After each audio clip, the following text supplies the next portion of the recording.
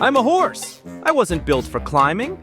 Legs, too long. Hooves, terrible traction. And don't even get me started on gravity. That guy hates me. But still, I stand here.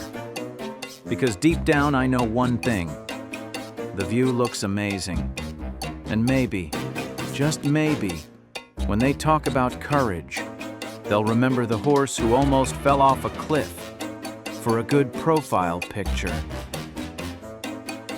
Yep, totally worth it.